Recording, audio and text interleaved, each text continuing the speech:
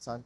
Hai guys, saya Ais Timoto Shalom. Kita bawa masuk speed Mononas JX 25R. Okey, Ninja 250 yang 4 piston.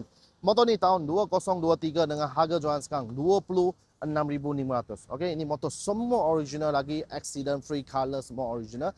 Okey, dari depan side mirror semua original, lampu semua original, dia hanya tukar satu smoke punya windshield.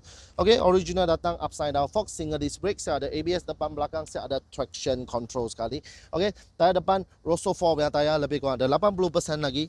Radiator cover sudah tambah, frame slider sudah tambah. Motor ni 4 silinder punya motor 250cc dengan 46 horsepower. Top speed lebih kurang 200 km per hour. Okey, kemudian tepi semua standard, tak ada cala, tak ada apa, tak ada semua color original lah. Exhaust dia pun original juga. Okey, belakang dia semua pun original, echo dia semua original. Nombor plate yang cantik 1 2 3 4 go. Okey, nombor plate 1 2 3 4. Okey, nombor itu tayar belakang lebih kurang ada 60% lagi. Kemudian sprocket rantai semua pun cantik lagi. Motor ni datang memang sudah built in, ini quick shifter. Okey, atas ada tank pad. Okey, tank pad sudah tambah, color semua original, kunci dua kunci semua ada lagi.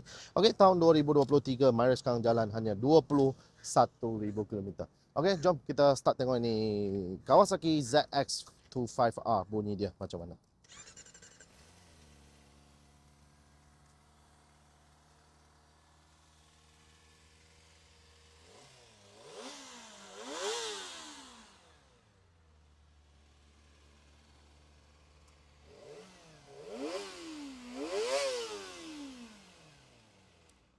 Okey, 4 piston. Bunyi memang sedap. Okey, sekali lagi Kawasaki Ninja, sekarang sudah jadi Mononas. Mononas Ninja ZX25R ni harga jualan sekarang hanya 26,500. Deposit serendah RM100, bulanan lebih kurang 500 lebih 7 tahun.